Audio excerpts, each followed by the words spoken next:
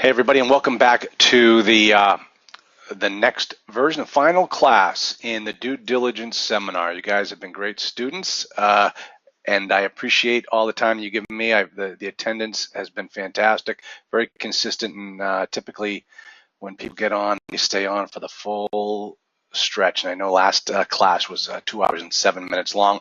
This one I hope will not take that long because this one, as much as everyone thinks this is what it's all about, this is actually the easiest part of the due diligence process. And let me kind of give you, let's review where we were, how it started, and where we are today. You know, as we always say, the due diligence process begins during the letter of intent stage. It's always been my initial question. Now, if you used the effective date for the contract to be the date that all of the Schedule 1 documents are received, then you're not going to have to write any check or any money until then. The earnest money deposit check will be written a few days after the effective date. So you've got all the way up to this point in the process and you haven't had to write a check yet. All right, and one of the things we're going to be talking about on this video has to do with the money portion of the due diligence. What's it going to cost you? How can you do this for the least amount of money possible? Now,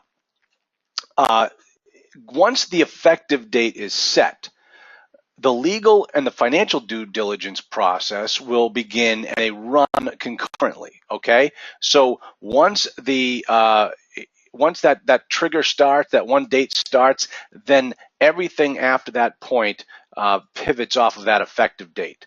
But hold on, let me just, hold on, let me go back here. Now, if the property fails either one of these two reviews, you are going to kill the deal.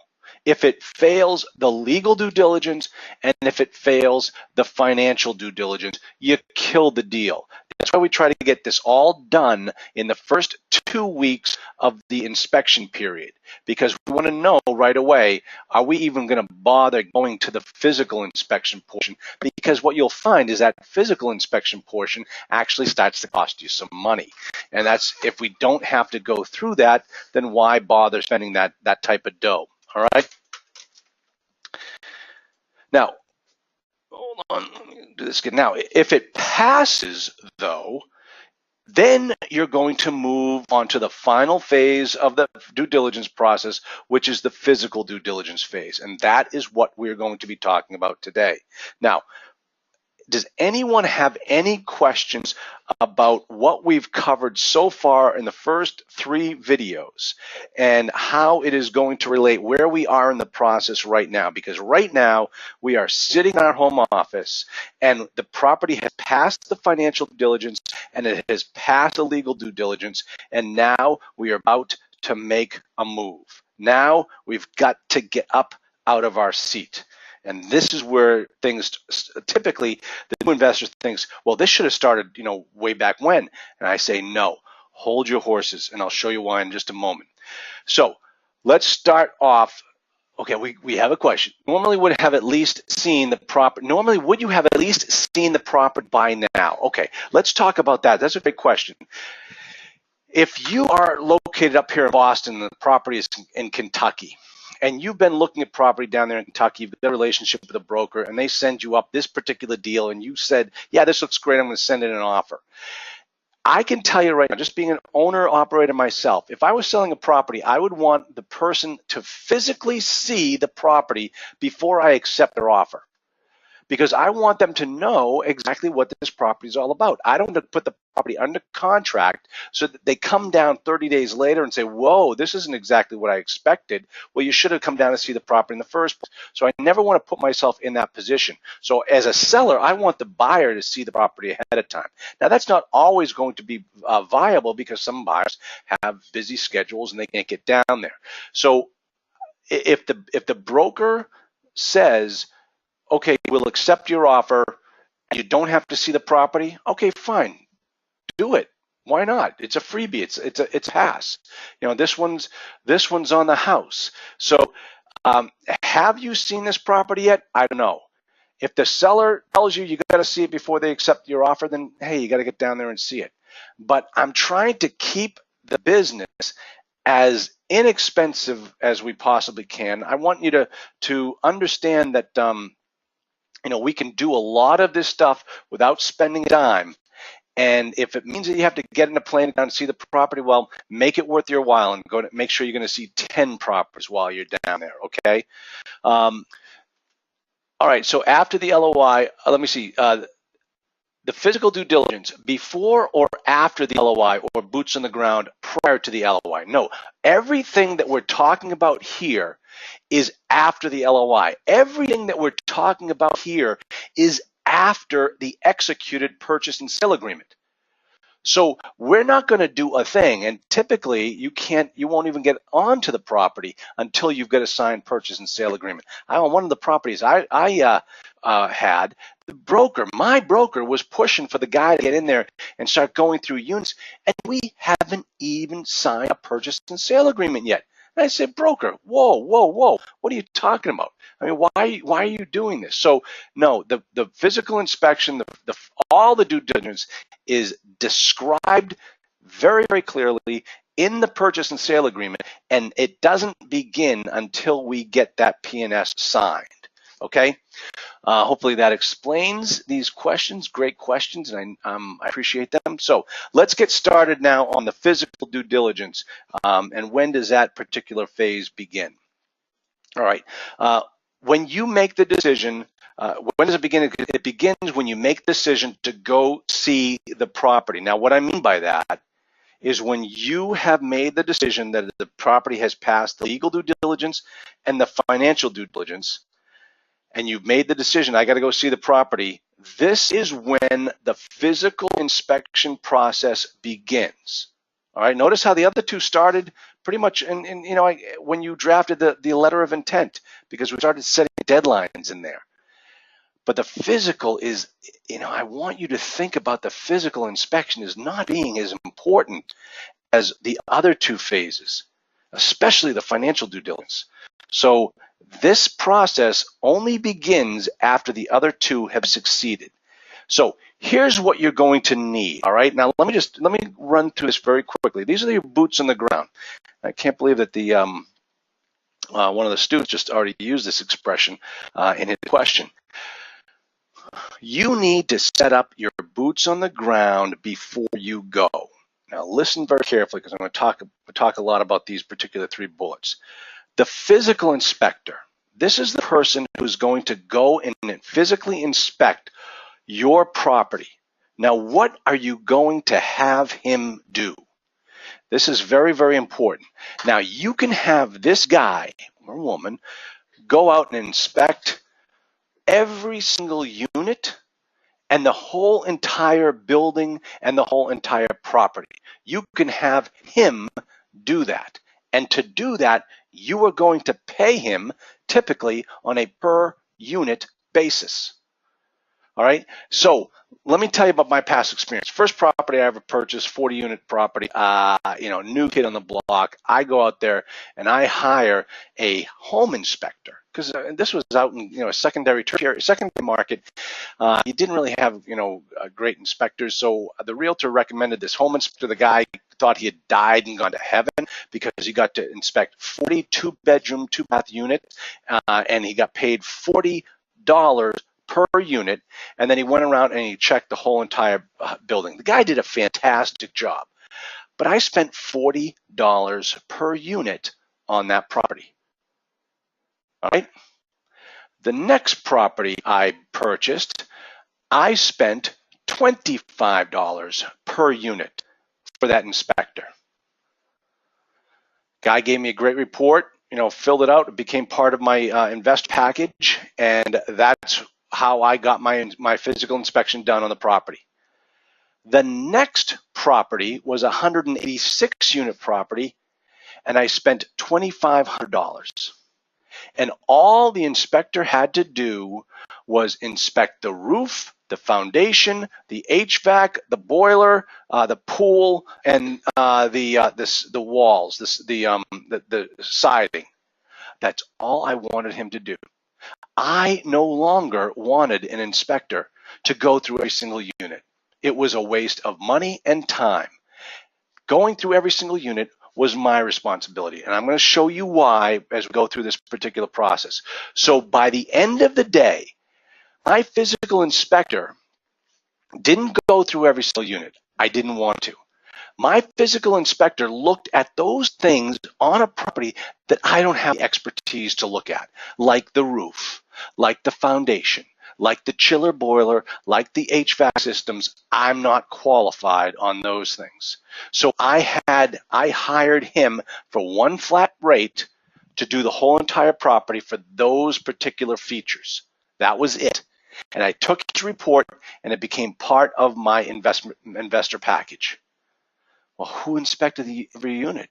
Well, I did. Well, are you qualified? Absolutely. And I'll explain why. And I'm actually more qualified as an owner operator to review those units than the physical inspector was. And you might think that's a crazy statement, but you'll see why in just a moment. Now, the plumbing and the HVAC, you can have like one inspector do one thing, but you go out there and hire a plumbing inspector to do something else. And here's where I found that these plumbing inspectors are worth their weight in gold, because they have these telescopes and these cameras, and they can go down and they can check your pipes all the way out to the street using this technology, and they can give you a great report on what's going on with those pipes. Now, if you're looking at a 1980s construction property, those properties are at the end of their life cycle for their plumbing, and those things start to have a lot of things go wrong.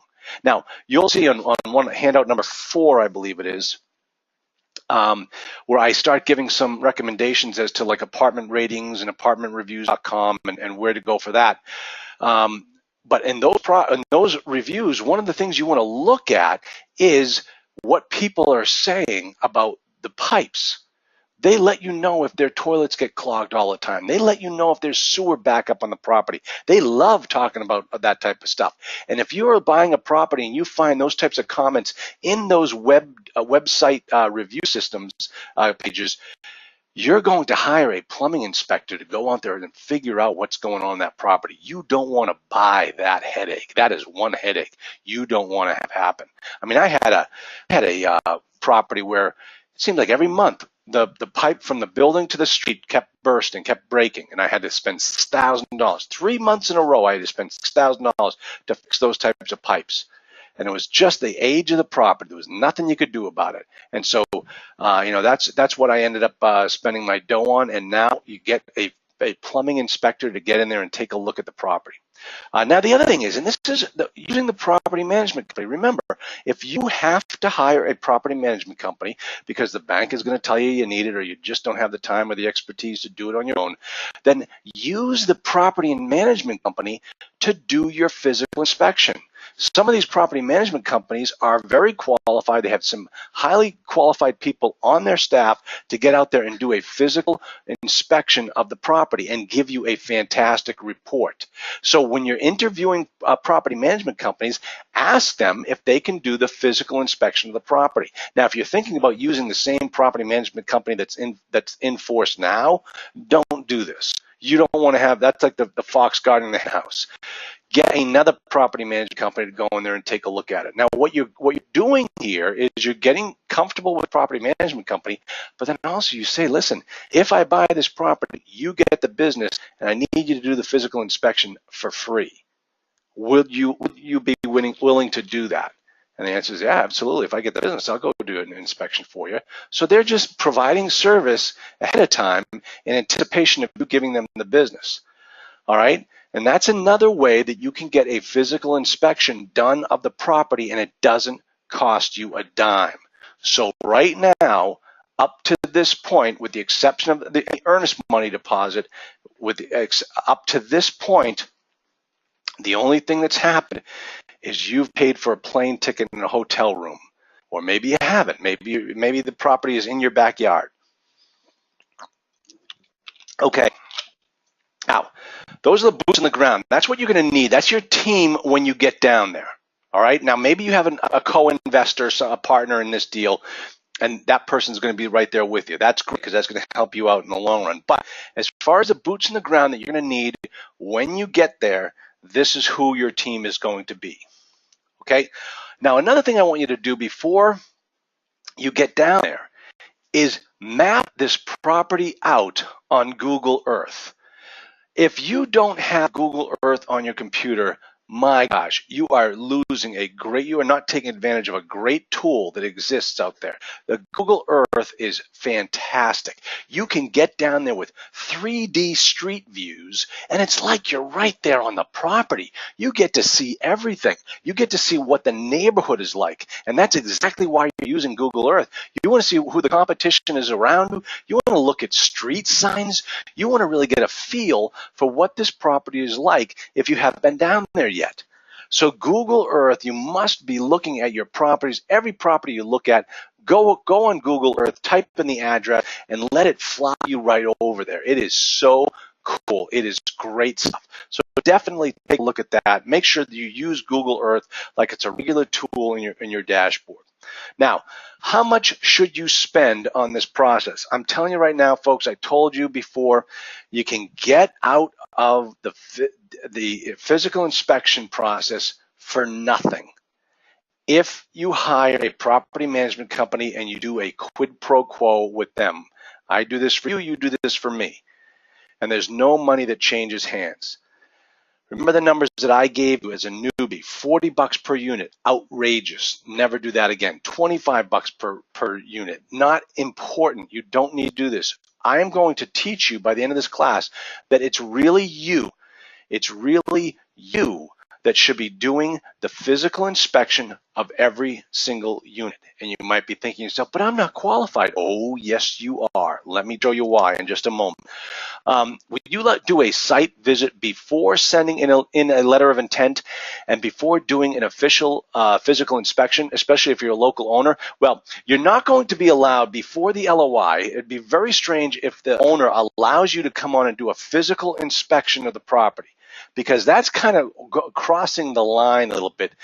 You need to have some type of a contractual relationship with the seller for that should happen. And the reason being is if you go on there and you break something, what recourse does he have against you? In the purchase and sale agreement, there's actually recourse in there. We're technically supposed to put up a bond when you go on the other guy's property in the event that you do some damage to the property, whether it's property or casualty or what have you. So you need to have that type of protection in place. The seller needs that type of protection in place before he should allow you on the property. Now, when you go on the property with broker, that's not a physical inspection. You know, that first time before you even send in a letter of intent, that's not technically a physical inspection. I mean, we're talking about the physical inspection that takes place after you've reviewed all the financial information. So don't think of that little first cursory meeting on the property with the broker as being the physical inspection. That's not the case at all. We're talking about really lifting up the dress and find out what's underneath there. So now what do you do when you arrive?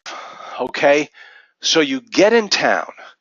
What's the first thing you do when the plane lands? You're going to go straight to that property. You don't go to the hotel. You don't go to not the Roy Rogers, the Chick-fil-A, because we don't have any Chick-fil-A up here in New England. So I always go to a Chick-fil-A when down there. Listen, I apologize. Listen, it's great food. It's phenomenal, and it's cheap. So I go straight to the property. All right, so I can see it. They don't know I'm coming, and I'm not going to announce that I'm coming. I'm just going to get in that rental car and I'm going to drive straight to the property. Now, if it's nighttime, this is key. What you're going to do is, if it's nighttime, you're going to look to see what type of activity is going on that property during the nighttime. Think about it. You know, as my mother used to always say, I always come back to things my mother said, nothing good happens after 9 o'clock. All right? You're going to also check to see how many cars are in the parking lot at the nighttime. What you would expect is that your parking lot should be full because the people that work during the day are now home. The people that go to work every day to pay your rent are now home. If you walk on there late at night and you look around, there's no cars there, you start thinking to yourself, wait a minute, who works here? Who has cars? These people take public transportation, or they don't have cars. Who's working on this property? You want to look at those types of things. Now, the other thing is, are the parking lot lights lit? This might seem strange, but you're not going to find this out if you're just on the property during the day. So you're going to look around, and typically they'll be like, lighting on the side of a building. And if they have an old ballast that's not working, that light's not going on. And let me tell you something, folks. I had one property where we didn't find this out until later. This is the experience talking when I give you this information. We didn't find this out until later. Most of the lights were out, and we had to hire a guy and cherry picker to go up and fix them. And it cost us a fortune just to get this guy to change the light bulbs. But we never went on the property at night before, so we didn't know they weren't turned on. Stupid us. That was our fault. All right. So these are the types of things that you want to look at when you get to the property, and if it's at nighttime. Now, what happens if you show up and it's daytime? You want to look to see what's the staff doing. Who's working? Who's walking the grounds? Do you see any units where the doors are open and there's a workman inside? Do you see anyone cleaning the grounds? Do you see any maintenance guys working in the shed, like the maintenance shack? Who's around the property? Now, the other question is, how many cars are in the parking lot? Whether it's daytime or nighttime, that number tells a story about what goes on that property. If during the day there are a lot of cars in the parking lot, well, people either work night shifts, second shifts, or they don't work at all. But you want to see fewer cars in the parking lot during the day than you do at night. That's a good customer. That's a customer that gets up and goes to work every day. Remember, customers are tenants. Think about them the same exact way. Now, the next thing are gang symbols. If you drive around during the day and you see gang symbols spray painted on the brick or on the walls of that particular property, kill the deal. Kill the deal. Trust me. You think I'm joking? I could not be more serious right now. If you see gang symbols spray painted on the walls of your property, kill the deal. Walk away. You don't want to have anything to do with that property. You are never going to change the makeup of that property. That property has been marked as a gang property, and you are not going to be able to change it. Listen, you think I'm crazy, you think I'm going off the rails here. I'm telling you like it is. If you see gang symbols, and what are gang symbols? I don't even know. I just know when I see them what they are. And they're these spray painted symbols, out in the open, that people who drive by, the Bloods and the Crips have their own symbol, the Bloods have their own symbol. You drive by and you see somebody up with a symbol, it's to let the other group know, don't mess around with this property.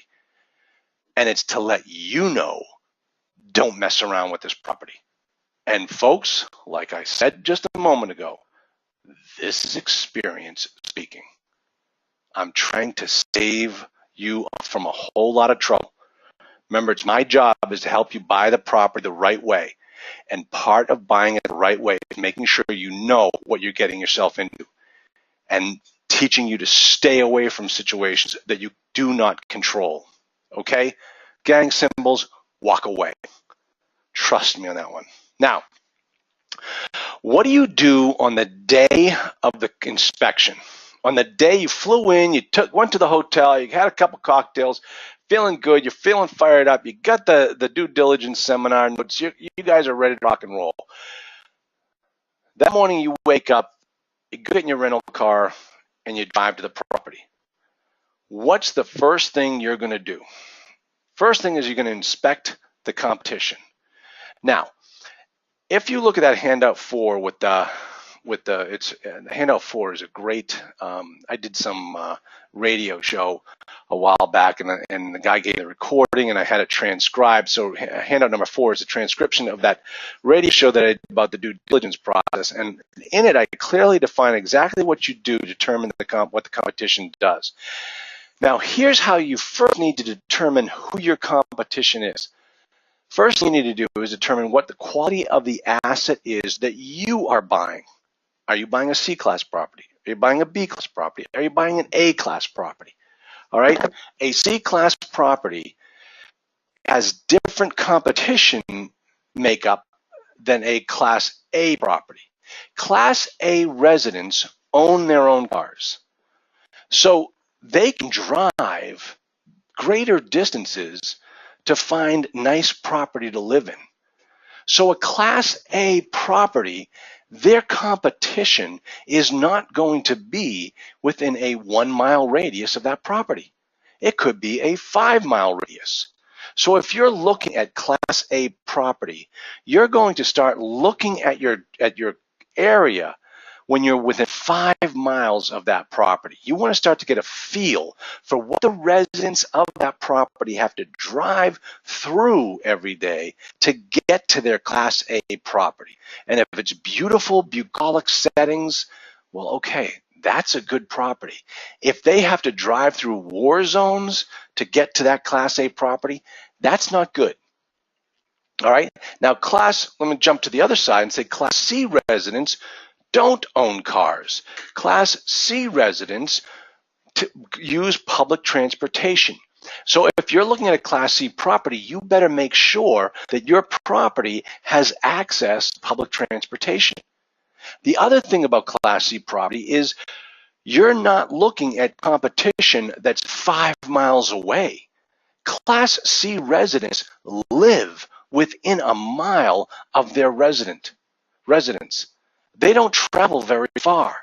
So if you're looking at a Class C property, you're going to be looking at what the competition is doing within a mile of that property. So the Class C resident, he gets in there and he lives there, and you go up on the rent, he's going to move across the street. A Class A resident doesn't do that, but a Class C resident will move across the street if you go up on his rent. So that's what you're doing as you're driving to the property. You're keeping in mind what type of resident is your customer, and what their lifestyle is, and how they operate, and how that's going to impact who you have to compete with in that area. Okay? So within 1 to 3 miles, it always depends upon the quality of the asset. Make note of the names of all the apartments within a 3 mile radius and get their phone numbers, because you're going to be calling on them, and you're going to be doing searches on them, and you're going to be doing rentometer.com surveys on their units as well. Now, what's the neighborhood look like? Is it a pawn shop, check cashing, Walmart type neighborhood? Well, you know what I mean by Walmart. Walmart's everywhere, but Walmart, when in an inner city, is typically the only place around. You're not going to see a Macy's or something in a C-class neighborhood. So, but check cashing places and car title loan places. Those are places that that you really have to be aware of. If that's what you're seeing, and the broker is trying to tell you that this property is a B-class property, that's baloney. You're not going to find those types of businesses in a B-class resident area or an A-class resident area. This is a typical example of where the broker has done the old bait switch on you, and they gave the line, oh, this is a C-class area, C-class property in a B area.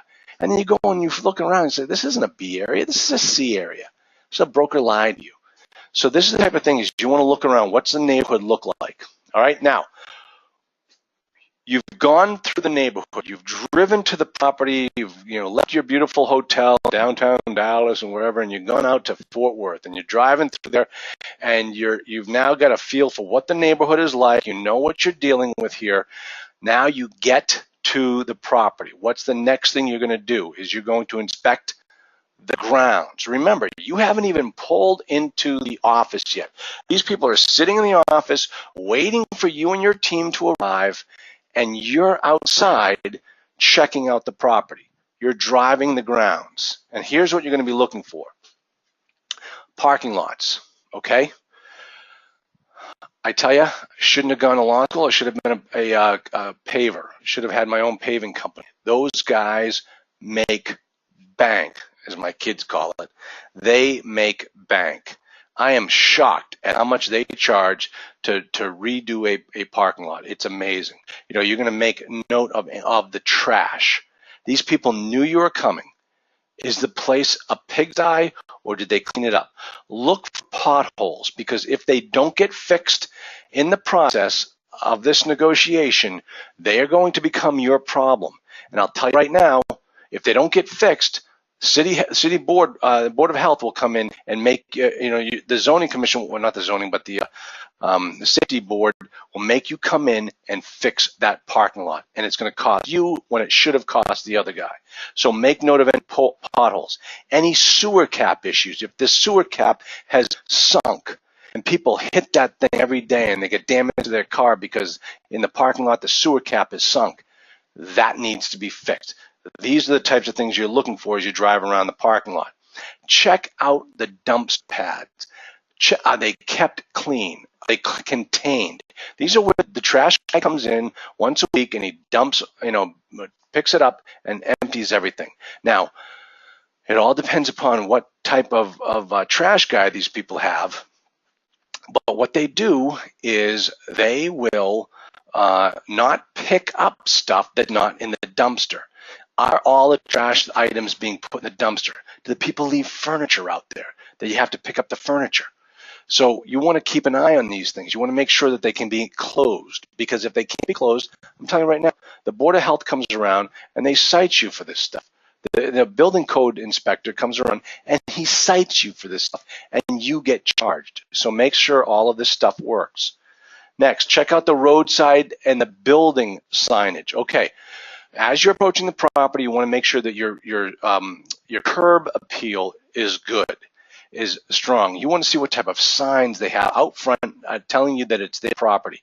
You want to see if they have any type of, first month free signs. Look to see if your competition has any first month free signs. Then you're going to drive onto the property. Now, here's what this building signage is in reference to. If you're buying a property that has multiple buildings, every building has to be identified individually and has to be a very clear sign that the fire department can see when they pull on. If there isn't clear signage, you're going to be cited for it. So get it done ahead of time, or just expect that it's going to become your problem. All right? Now, check out the handicap parking signs. This is experience talking.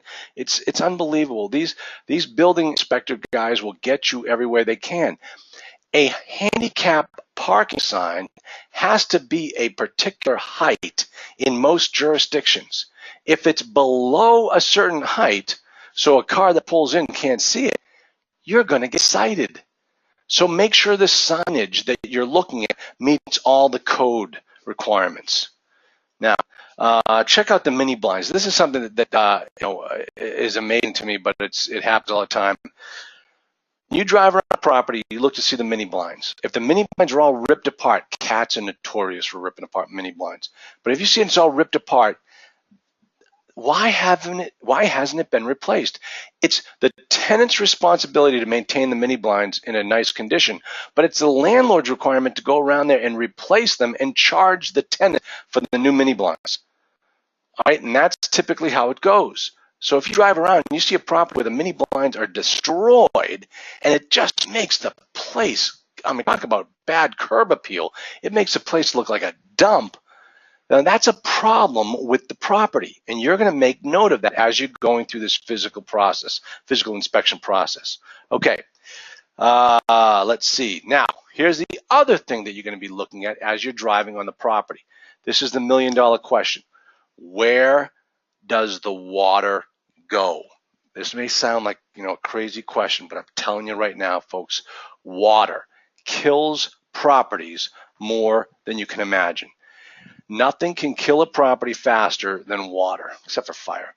But water will ruin you with mold, with black mold. Oh gosh, you just can't get rid of it. And I say that as I take a sip of my water.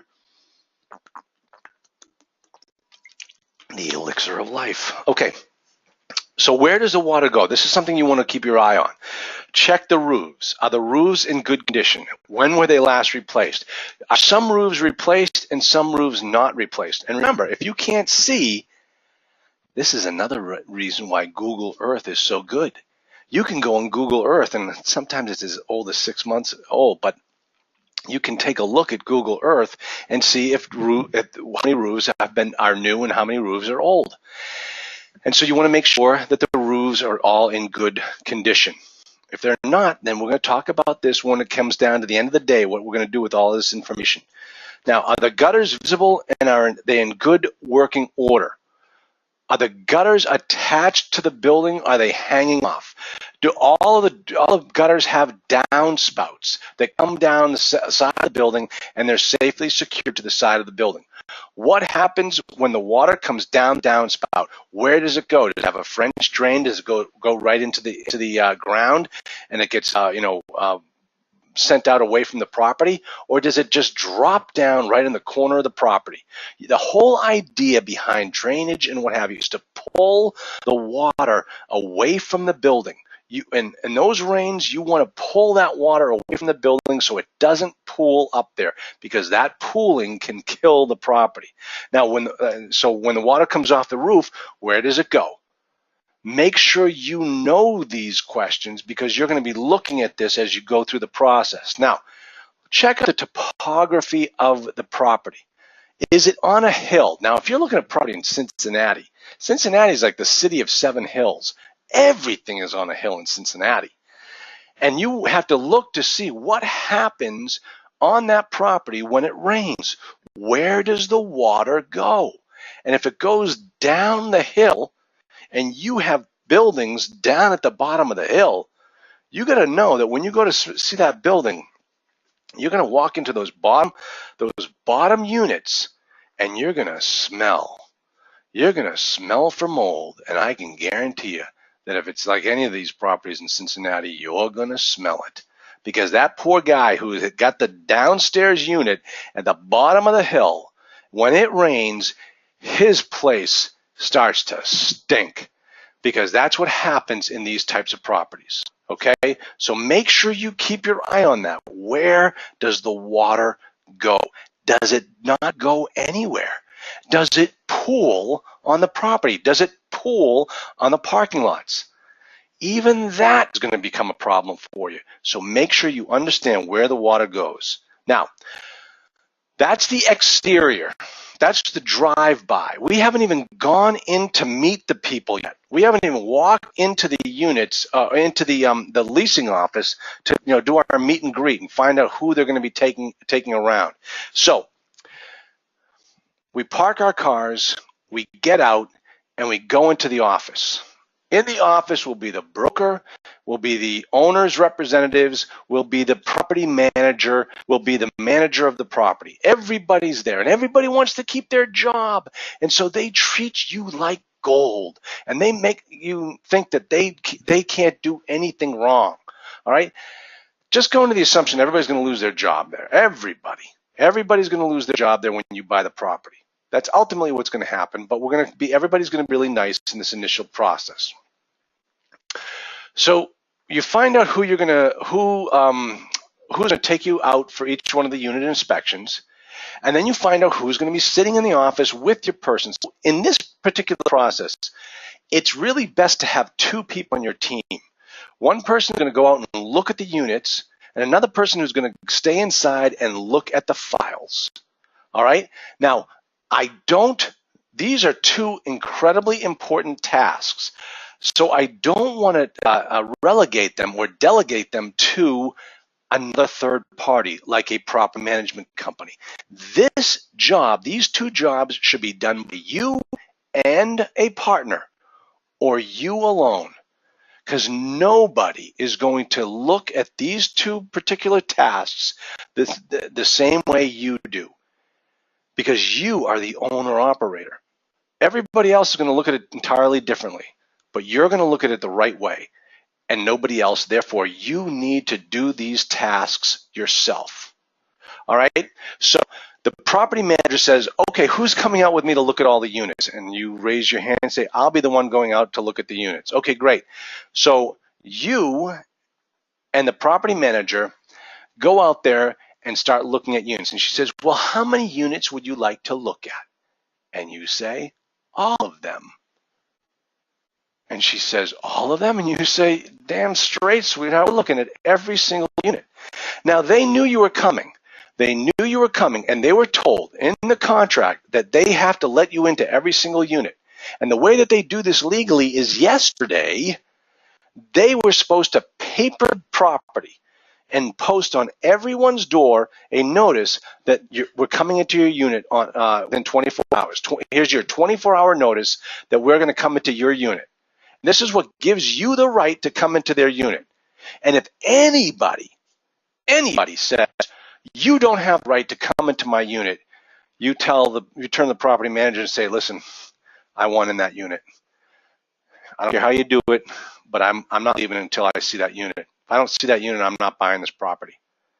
And the property manager will tell this guy, listen, if you don't allow us in there, we will evict you. And they can, because the lease contract says that the landlord can go in with 24-hour notice. Every state has, virtually every state has this rule. Might be 48 hours. You got to know your particular area. But if you give notice, the lease contract and the law says that the landlord can go in there. The landlord has to go in there. He has to be able to check. You go to a particular unit and the tenant has changed the locks. Tell the landlord, drill that lock. I want to see inside that unit. Well, I can't drill it. Drill the lock, or I'm not buying this property. They will drill the lock. Not only should they drill the lock and tell the tenant to stop by the office and pick up their new keys, but the tenant is not supposed to change the locks without giving a copy to the landlord. So the landlord has every right to drill out the lock on that particular property, on that particular unit.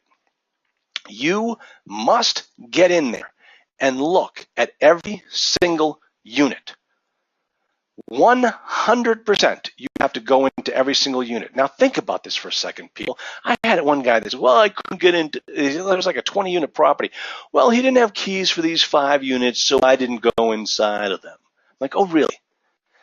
What's the cost per unit that you're buying these properties for? I'm paying about $55,000 per unit. You are paying $55,000 per unit, sight unseen. You are going to go out there and buy a car for $55,000 without even looking at it. Forget the test drive. You don't even know if it exists. Would you do that? No, you wouldn't. So don't go on a property without looking at every single unit. Think about every one of those units as being $30,000 out of your pocket. And you're not even looking at every single one of them.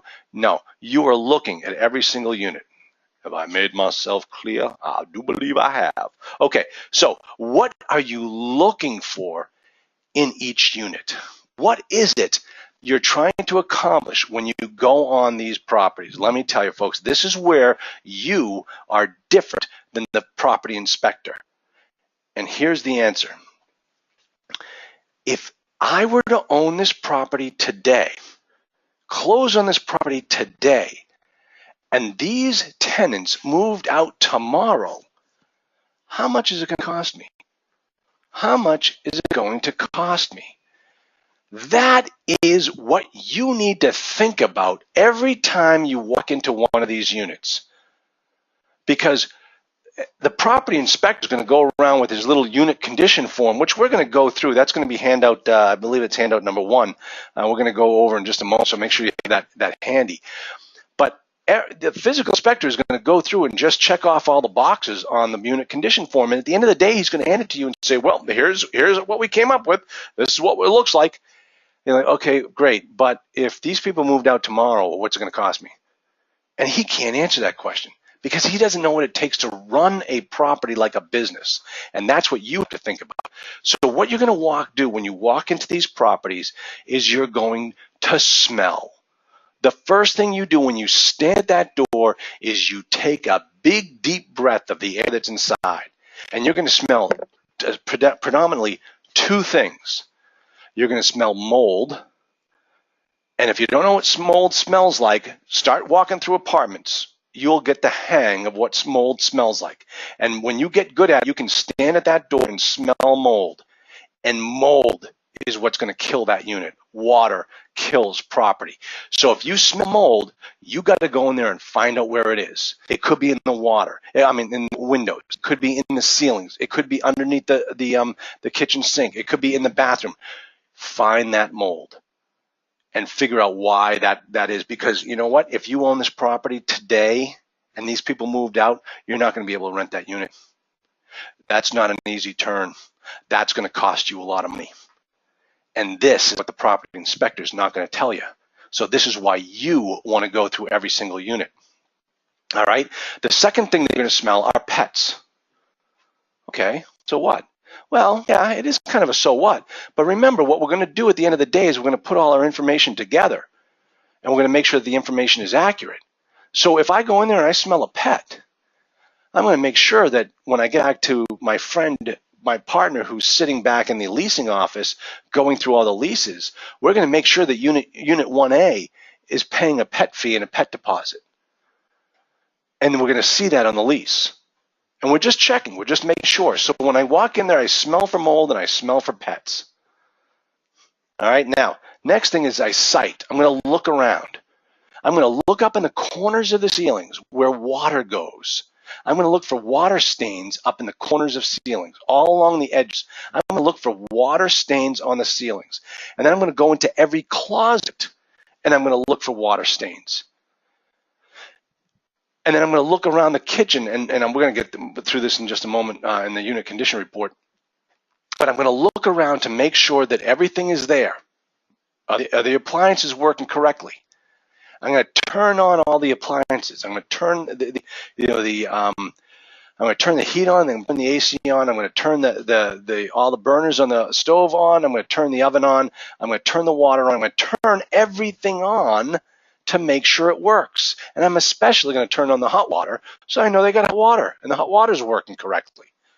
So these are the things you're going to do with the site. Now, the touch.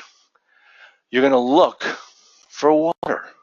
And the easiest way to look for water is to look underneath the sinks, underneath the kitchen sinks, underneath the bathroom sinks. And a lot of times people have those vanities jammed to the hilt. Well, if they do have them jammed to the hilt, you're not going to rip them apart. And typically, if there's no water leaking, they're keeping their stuff in there. It's not going to get bad. But then what you're going to do about the touch is you're going to start to walk around the toilets. You're going to put your feet right around the base of the toilet and stamp your feet. And you're going to feel them to see if you feel any soft wood. Because if the wood is rotting, it's getting soft. It's because the water is destroying the wood. So you're going to put your feet right around the toilets and right up along the base of the tub. And that's where you're going to feel if the subfloor is going bad and you're going to have to replace it. Remember, this is not something that the property inspector is going to tell you. He's going to, oh yeah, well, it has this in this place. But if they moved out tomorrow, what's it going to cost me to turn this unit? That's what I really want to know. Now, the next sensation is roll. Yeah, this is kind of my play on words here, guys. What I really mean by that is the rent roll. Because what you need to do, remember, up to this point, the only information that we have received about this particular unit, about this particular tenant, has been on the rent roll that was sent to us under the Schedule 1 requirements 2 weeks ago. So now this is our chance to verify what's on the lease, what's on the rent roll, and what's in the unit. So the first thing we want to do is to make sure that the tenant that is on the lease is the same one that's in the unit. How do you do that? Well, you ask them what their name is if they're there. If they're not there, you look for mail on the kitchen counter, and you match up the name on the mail with the name that's on the lease. And if there's a dispute, like, hey, wait a minute, who are these people? Oh, well, yeah, that's one of the roommates. Okay, so the roommate lives here too. Yep, there's a roommate. Okay, great. So that way you know that when you go back to your partner who's doing the lease audit, you check to make sure that the roommate is listed on the lease. If the roommate is over 18 years, if anyone over 18 years of age living in that unit, they have to be on the lease. I'll explain why that is in a moment. But just remember that. And that's what you're doing when you go through these units, is you're starting to verify the information that's on the rent roll. Now, how many registered tenants? Well, according to the rent roll, there are only 2. Yeah, but there are 6 beds. I'm counting 6 mattresses. And believe me, I've seen more than 6 in some of these 2 bedrooms. Some of these places are used just as a place to sleep by, migrant workers. And they just come in there, they sleep, and they move out. So you have to make sure that everybody over 18 is on that lease. Now, if you've got 6 beds in there in a 2-bedroom, you can't. They have to be evicted.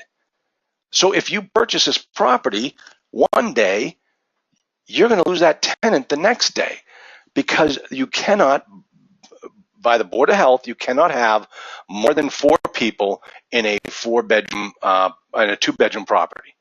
You can't have 6 people. So they have to move out. And they were supposed to notify you of who's supposed to be on that lease. That's grounds for eviction. Folks, you think about it the other way, is if you're paying their utilities, or you're paying the water and the sewer on that property, and you're qualified as a 2-bedroom with 4 units, and they got 6 to 8 people living there, they're killing your utility bill. You think you're making $800 a month rent on this? You're not, because your utilities are going through the roof because your usage is up, because you got more people living in that property than should be on there. So this is the type of thing you need to be looking for when you're doing that unit inspection report. All right. What if the unit have tenants in them? Do we have the right to go in each unit? Yes, here's why you have the right to go into these units. In everyone's lease, it says that with a 24-hour notice, and I say everyone, I speak in absolutes, and as an attorney, I shouldn't speak in absolutes, but in the majority of jurisdictions, it's a 24-hour notice clause. And in the lease, it says to the tenant, if the landlord gives you 24 hours notice, you have to let them into the unit. If you don't, that's grounds for eviction, and you can be evicted. So that gives you the legal right to do that. That's a statute that is then codified within the lease. Now, in your purchase and sale agreement, you state to the seller, I want to get inside every single one of these units, so you, as a condition of this contract, will notify all of your tenants of a 24-hour notice clause. Right? So that's how you get into these properties legally, into every single unit. And I'm telling you, folks, I've done it. I've been in over 3,000 apartment units. And I can tell you that there's always someone who doesn't want you in their unit. And the answer is, you look them straight in the eye and you say, I don't care. I'm getting in your unit. You got 24 hours to let me in your unit. The owner will make sure that you get into that unit. You have to. You're not going to write a check for $30,000 per unit if you're not going to even be able to see one of those units. And the tenant doesn't have the right to say no. They don't. They just do not have that right. Okay. Now, let's see. How many registered tenants? Now, pets. We talked about the pets. Are the pets on the rent roll? Pet deposit, pet fee. Does it meet the, what type of pet is it that's on there? Because remember, certain types of pets are not allowed in apartment units. Basically, pit bulls, Dobermans, that type of thing, are typically not allowed on a property. If the dog is over 35 pounds, it's not allowed on the property. That type of thing. You can have those types of requirements on your pets. And so if you have a pet in there that's not listed on the lease, you're going to whack them for the pet fee, you're going to whack them for the pet deposit, and then you're going to make sure that the pet meets the requirements of the property. All right? Now, what else do we have? Now, the other thing is, how long has a person been on the lease? You got some people in there that have lived in these units for years. They're not annual tenants. They've lived there for 6 years. And you walk through their unit and the carpet is gone. And you say, hey, yeah, you've been living here a while. You want us to replace the carpet? You got some people, I'll tell you, it blows my mind. They'll say, no, this one's fine. Really? Because this one's, it's kind of beyond its useful life. We'll be more than willing at your next renewal to replace your carpet. No, that mean I have to move stuff? Yeah. No, I don't want to move anything. No, well, we'll just keep it the way it is. Oh, okay, fine, thanks. All right, just let us know if there's anything we can do. Oh, okay. So you get some people that have lived there for a long time, and they need to, you think they need to have something done to the unit. They just want to keep everything the way it is. Hey, all right, fine. If that's where you want to be, it doesn't cost me anything. This guy's saying. Now, if you got some people that have only been there for 6 months, and you look at the place and they've trashed it, and look at the carpet, you're like, holy crap, you've been here for 6 months, and we got you new carpet 6 months ago, and this is what it looks like now? You move out tomorrow, I got to replace this carpet. This guy's the worst tenant in the world. And you start to think about it from a business standpoint. Should I replace it with those, the fake new hard flooring, or should I put in, high quality carpet, or what should I do? These are the types of things you think about when you're looking at these units. All right. How much time should you allocate to inspect inside based on the number of units, beds, any guidelines? Okay. How long should it take you to go through a unit? Guys, listen to this. When you get good, and I'll tell you, you'll get good after about 20 units. It'll take you no more than 8 minutes to go through a unit. 1 bedroom's even shorter. Typical 2 bedrooms, 8 minutes. You stand at the door, you go through that place like a white tornado. You know exactly what you have to do. You get it done, and you get out of there. And the way we were doing it when we really had it going is they would open up a unit for me, and as I go right through the door, they're knocking on the door of the next tenant.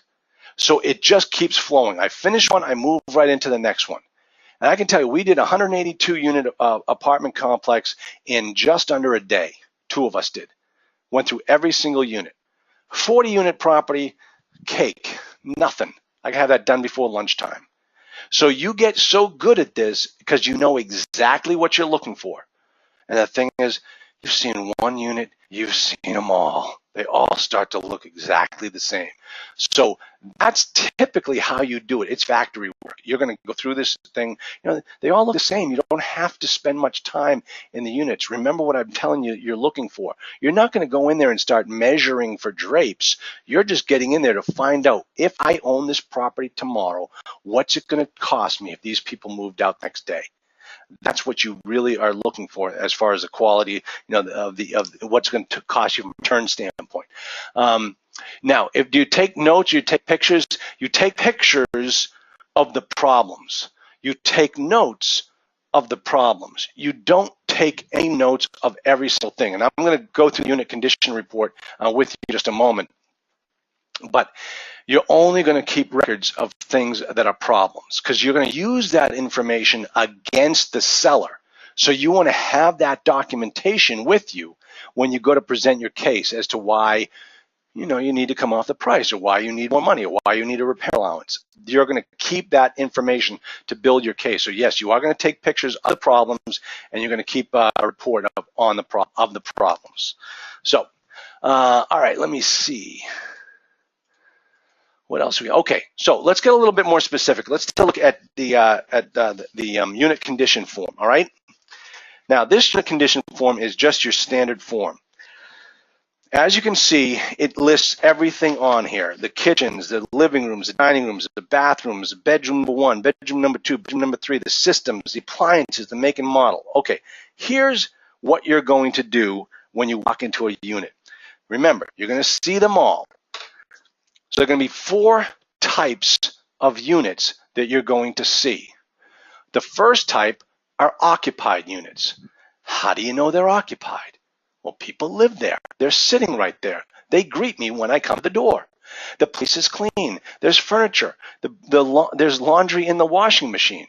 That's an occupied unit. The next type of unit is a vacant unit. How do I know it's vacant? Because even the manager tells me it's vacant. They have it on the rent roll as being vacant. When we walk into it, it's vacant. There's nothing in there. As a matter of fact, this unit is rent ready. Okay, now rent ready units means that somebody can walk in that day and lease it for tomorrow. That's a rent ready unit. Not all vacant units are rent ready. The next type of units that you're going to walk into are down units. These are units that are trashed, that need more than $3,000 worth of work on them in order to bring them up to rent-ready quality. All right. Now, remember what we did way back in the first lesson when we were drafting the purchase and sale agreement? We said in one of the provisions that all units at the closing table must be rent ready or you're going to pay us some money. So the property is, if the unit is down, we're going to make note, this is a down unit. This is going to cost us $6,000 at the closing table. This unit has to be, you have to kick back $6,000 to us to get this unit rent ready. Or do it now, Mr. Seller. But we want every single unit in the property to be rent ready, because that way we are able to rent 100% of the units and generate as much revenue as we possibly can on day one. All right, so if that unit is down, the purchase and sale agreement says, hey, this can't be down or you have to give us money. So that's a third type of unit. Now the fourth type of unit is the tricky one. And this is where the seller tries to screw you. It's called a skipped unit. That means the tenant skipped. They're gone. They're not paying rent. They didn't tell the tenant, the landlord, that they had left. In the dark of night, they threw all of their clothing in trash bags, and they left. And you walk in there, and you look around, and you think to yourself, this is kind of weird. Like, trash looks like it hasn't been cleaned up in a while, and there's really not much furniture in this place, but you got stuff strewn all over the place. And you look at the manager and say, what's going on with this unit? Oh, no, I guess they're just not good housekeepers. Oh, really? Okay. And you see, what they're doing is they're not disclosing to you that this is no longer a revenue creating unit. The manager and the property owner, they don't want you to know that, because that's going to drive down the occupancy, and that's going to be a problem for the bank when you need to show a certain level of occupancy. And so what happens is they let this one sit vacant, but it shows up on the rent rolls being occupied. And so it ends up becoming your problem, because then you've got to go in there and you've got to find out, hey, why isn't the guy paying? Oh, he moved out. Wait a minute, he moved out? I inspected this property 60 days ago. Yeah, I moved out then. Just didn't want to tell you.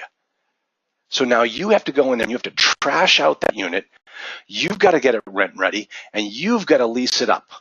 And it all becomes your problem, because the landlord the owner didn't want you to know that this person had skipped. Folks, this happens all the time. All the time. And you've got to keep your eye on it. Now, here's the deal. Remember how we said that there's a 30-day property inspection period. Now, that 30-day property inspection period just really goes to you getting everything in line and determining whether you're going to move forward with the deal or not, and determining whether, if we go beyond this inspection period, your earnest money becomes conditionally hard. Now, what it didn't say was that you're able to inspect this property right up until the closing date. You see, you can walk in and take a look at the property, but you can't go on there and walk away with your earnest money. Earnest money goes hard, but you can still, right up until the closing date, go back and inspect any unit you want to. That's the way I've drafted my purchase and sale contracts, so that right up until the day before, you can go into and say, hey, I want to see unit 201. Go on, let's go knock on the door. Well, we didn't give them notice. That's okay. Let's go knock on the door, see if they'll let us in. And if you think the property was a skipped unit back then, it's still a skipped unit today, the day before the closing. So you're going to walk in there and say, hey, these people have moved. This isn't rent ready. I want all these units to be rent ready. Nobody has done anything to this unit in the last 2 months. This was a skipped unit. This is a down unit. You need to pay me at the closing table. So that's how you control this process. All right? So those are the 4 types of units that you're going to deal with when going through these particular units. And you're going to do a follow-up inspection. Now, you're going to use these unit condition forms. Really, you don't have to do one. I remember my first time doing it, I had filled out one for every single unit, and I went through, checked the windows and checked this. Like, no. You don't do that. If the window is broken, if there's a crack in the window, if it's a double-pane window and it's letting moisture in, you make a note of that. That window needs to be replaced. But if there isn't, you're not going to check that it's okay. So you only use these unit condition forms for problems. All right? Does everybody get that? That is handout number 1 complete. Let me take a swig of my elixir of life here and killer properties. How's it going? Is everybody taking copious notes? Everybody's getting the hang of this? Everybody getting a feel for what goes on these properties? All right. What's the most important job? What's the most important job in the physical inspection process? It's right now, it's the only job we haven't gone over yet. And it's the person who's doing the lease audit. The lease auditor, the person who has been sitting in that office while you're going through every single unit, and your partner is sitting in the office going through every single file on every single unit. That person is the one who's got the most important job in this whole entire process. Remember, it's all about the contracts. At the end of the day, that's really what you're buying. You are buying contracts. Okay? You're not buying property, you're buying contracts. See, because without those contracts, this property is worthless. And the only reason why we have these contracts, obviously, is because of the property, but because we're able to provide them with a service. And it's because we've negotiated a deal with these people that they're going to be paying us a certain amount of money every single month, technically guaranteed. I mean, under the contract, they have to do this as long as we provide them with that product, which is the unit. So it's all about the contracts. So let's take a look at handout number 2. Now, this is what you're going to be doing when you're sitting in the office. The handout number 2 is now for some reason it was coming off upside down. I thought I had tried to fix that, but I'm looking at it right now.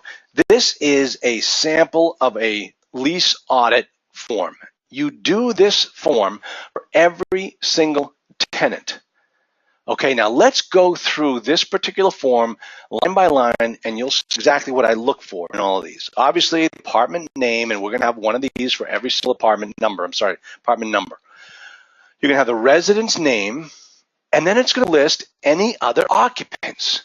Now, if anyone is over 18, they have to be listed on the lease. Now, what's happening is you're sitting there and you see Samuel Robinson, and there's no one else on the lease. And then when your partner comes in from his unit inspection, you say, hey, unit 309, how many people were living there? Oh, there were 3 beds. Huh. Okay, maybe there are kids and they're under 18. Oh, no, there are no kids living in this apartment. There were 2 other tents in there. And so you say, okay, wait a minute, but Samuel Robinson is the only one listed on this lease, but he's letting 2 other people live in this property. And you might think to yourself right now, as a potential owner of this property, well, why is that such a bad thing? And Sam Robinson is trying to split the lease. He wants to make sure that he's able to pay me, so he brings in some other tenants. Well, let me just tell you, folks, when Samuel Robinson signed up for this thing, I did a complete background check on him. I haven't done a background check on his two friends. His two friends who he met when he was in the pen. And these two friends who are both sex offenders who are now living in that unit. Now remember, they didn't come to me and register. I don't know they live there, but you know who they did register with? The Sex Registry Board. And now these guys are listed in Sex Registry Board as living on my property. And I didn't even look. I didn't even have the opportunity to kick them out. And folks, that's how registered sex offenders get places to live. They shack up with other people. And that becomes your problem. And now you got listed in the sex registry that your address is listed as one that has a sex offender. Nothing, it's only second to water that can kill a property faster than a sex offender. So you can get rid of these people. This is why you get a background check, criminal and credit background check on every single person that's in your property. All right? So that's why we want to know who else lives there. Now let's take a look at the next thing. Rent amount. Look at the difference here. The rent roll, the roll that we had when we were sitting in the office back at home, said Sam Robinson was paying $500. But his lease says that he's paying $510. Well, what's he paying? Is he paying the $500 or is he paying the $510?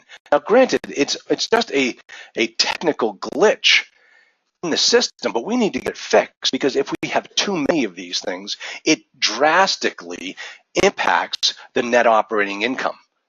And we might look at this at the end of the day and say, there's too much of a variance here.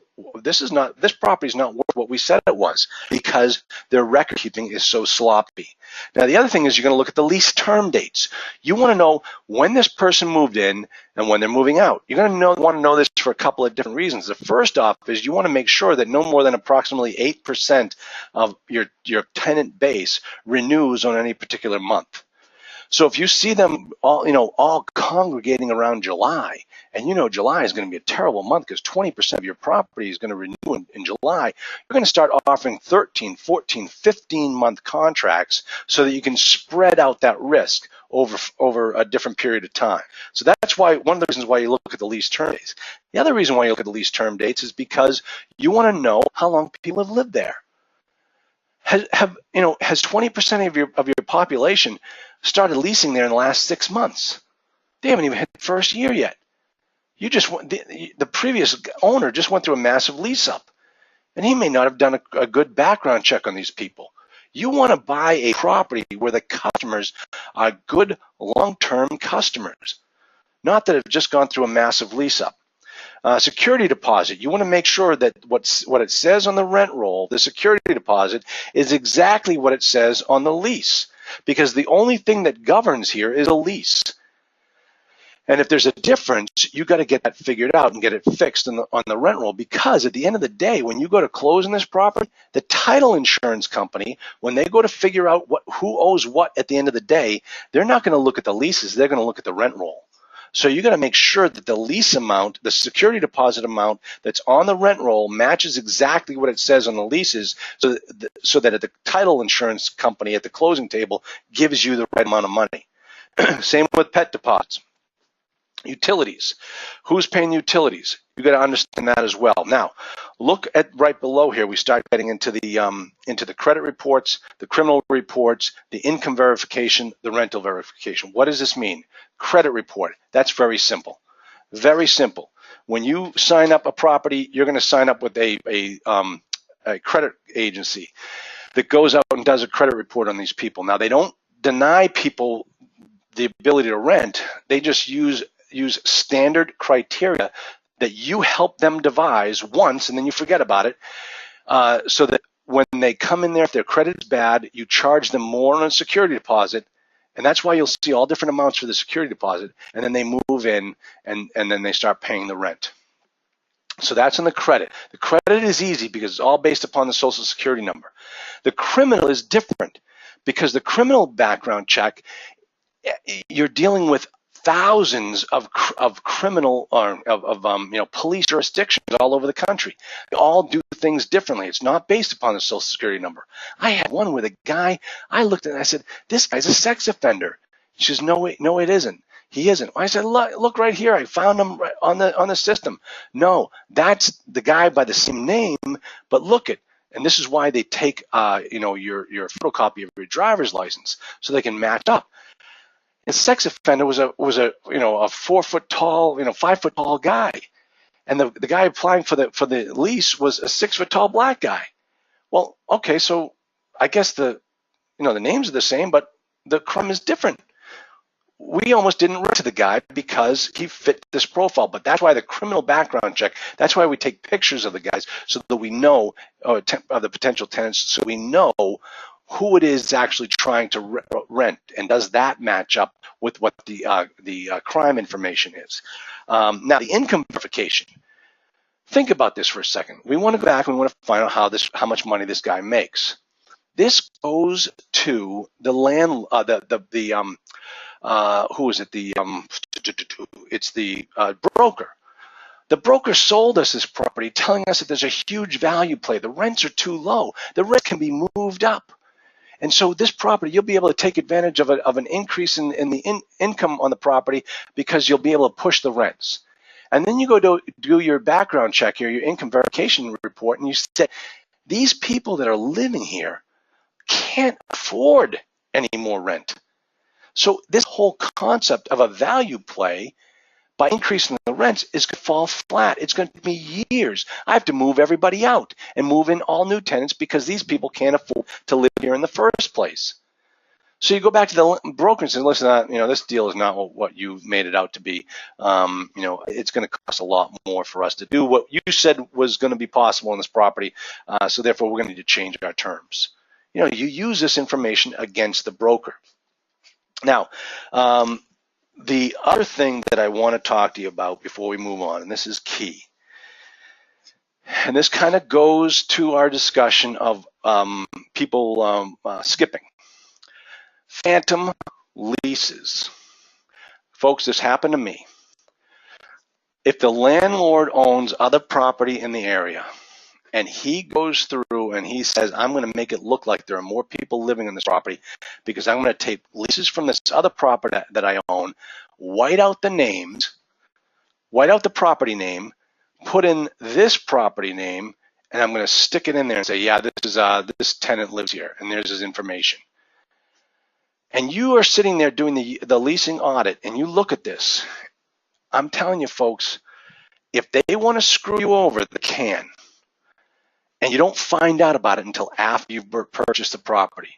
You've got to be very, very careful. And you've got to always be asking yourself the question, how is this guy trying to screw me? And you've got to make sure that those leases are valid. Check for patterns in the leases. Does it look like they're using whiteout in the leases? Does it look like whiteout is being copied over?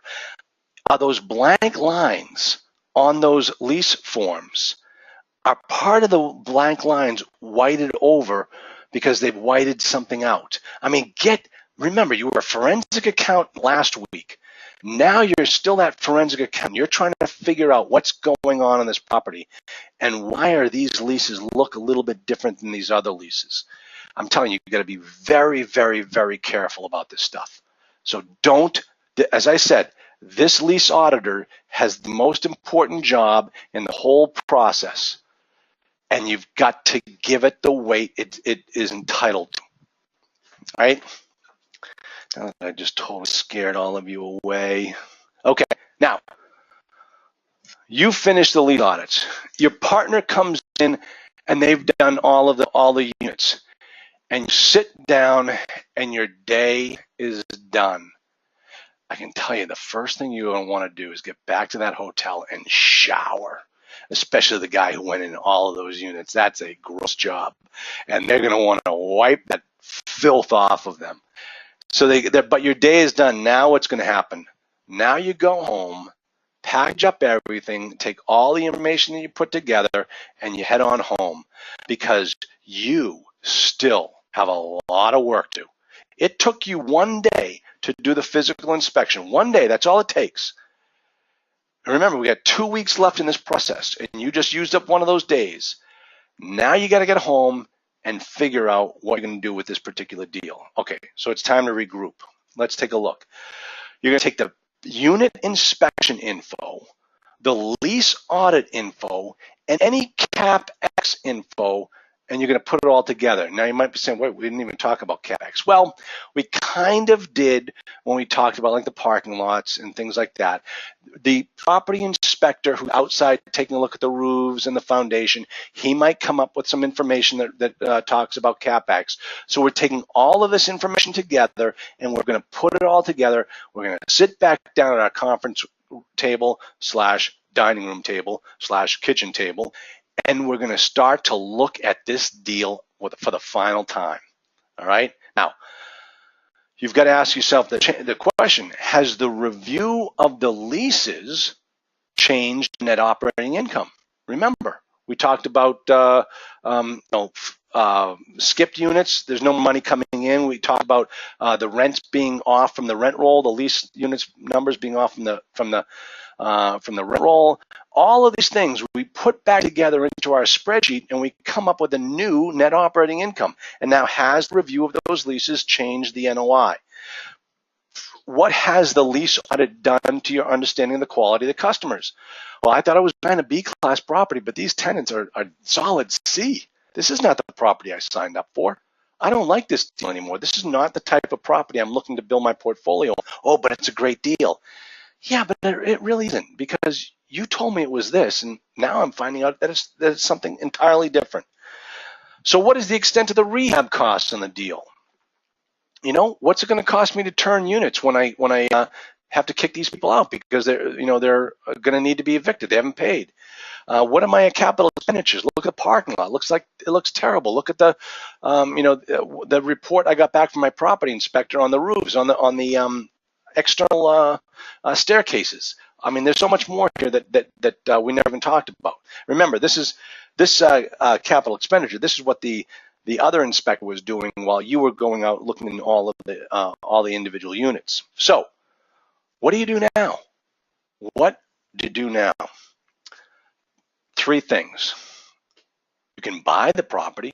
You can come away from all and say, this property is pristine. I am buying this property. You can kill the deal, or you can revalue it. Now remember, I said revalue the property. I didn't say retrade. I said revalue, because that's really what you're doing. This property does not meet the value that the broker and the seller originally put on it once you started looking under the covers here. And that is what you're entitled to do as the buyer. Let's take a look at options for revaluing it. What can we do to make this deal work for us? After all that we've been through, it's not working. What are our options now? We can drop the price. We can reduce the price. Everybody knows that one. We can add a repair allowance. Now remember, those of you that have watched my video on drafting of the letters of intent, the thing that I always say in there is that you never ask for a repair allowance in the letter of intent stage. And now I think you understand why I say that. Because look how far we have come. And look at the point we're in right now. And now we've got to go back and revalue this deal. And if we asked for a repair allowance, 60 days ago, when we first got started, we would have no idea whether that was a right number or not based upon all that we've just gone through. So now is the time to go back to the seller with all of your evidence, with your pictures, with your unit condition reports, and you say to the seller, hey, you got to give me some money. Because not only are these units bad and what have you, but there's 6 of them that are down. And according to our purchase and sale agreement, you got to put in $6,000 for every down unit. So I'm going to need this $36,000 right there at the closing table just for you to comply with the contract. I mean, see, you're now in a much better position to tell the seller what you want versus back on day one when you're drafting your letter of intent, you've never even seen the property before. So that's why I always say don't put a repair allowance in your initial LOI. This is the time you want to do it. All right, rent guarantees. Hey, these tenants look at half of your revenue comes in the second half of the month. These people are broke. I need some more guarantees or more assurances that these people are going to be good tenants. I would like to make an offer, revise my offer, and put in a rental guarantee so that I'm protected and that you're actually giving me a property that is good. Now, folks, you don't see this very often. I've done it and I've got it and I've made a boatload on it. But just be creative. Figure out what it is about this property that you don't like and think of creative ways to come up with solutions to make you feel better about it. In some cases, it might be a rent guarantee. Other cases, it might be a repair allowance. Other cases, we might have to drop the price. All right? Change the time frames. I can't close in 30 days. As a matter of fact, once we got through this property, one of my investors walked. He said, this is not what you told me it was. And he was right. I can't blame him. And so I just lost one of my biggest backers. I went back out and find some other backers, so I can't close in this time frame. This property is not what you made it out to be. I'd still like to buy it. I still think we can make it happen, but I'm going to need more time to find investors, because now I'm looking for investors who are looking for problem properties. So that's the type of thing that you want to talk about as ways that you can revalue the deal. Is this making sense to all of you? Okay, remember, this is my favorite saying. No deal ever got any worse when you walked away from it. Remember? No deal ever got any worse when you walked away from it. And so don't be afraid to kill the deal.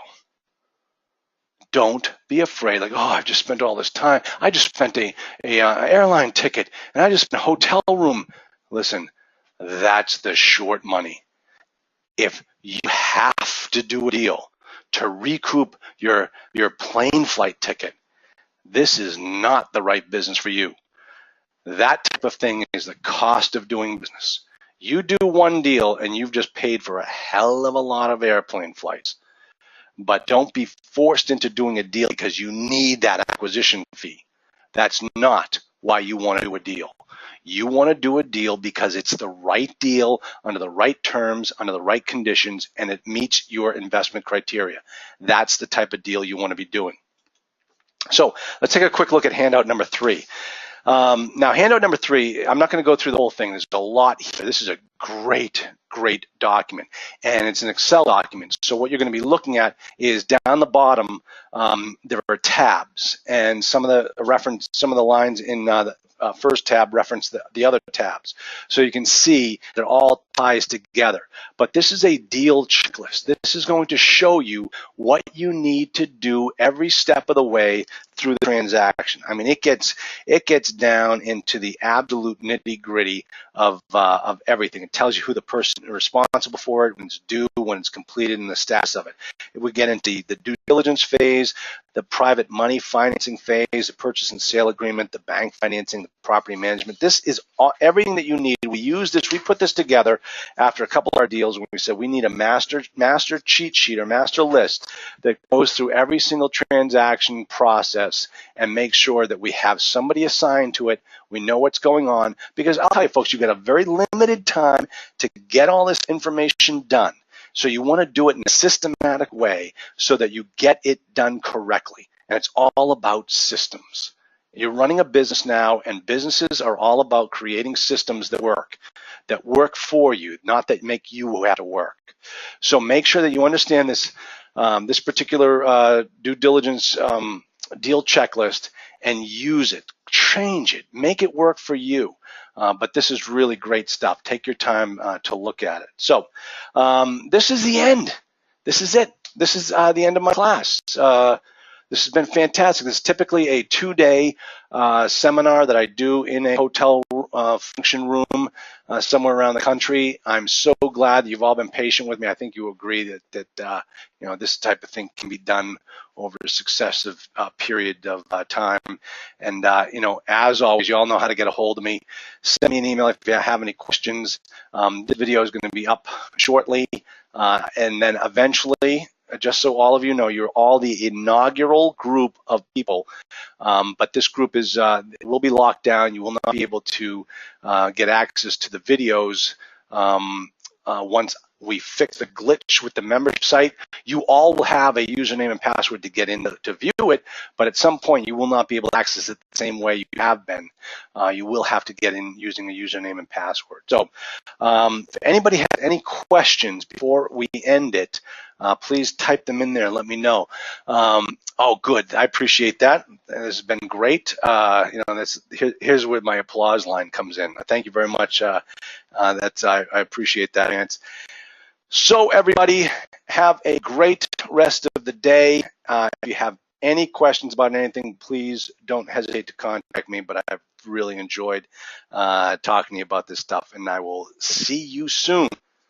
And everybody, just remember, big announcement coming out tomorrow or on Monday from MFIA that I think many of you in the owner forum, in the masterclass program, will really, really enjoy. So great talking with you. I'll talk to you soon.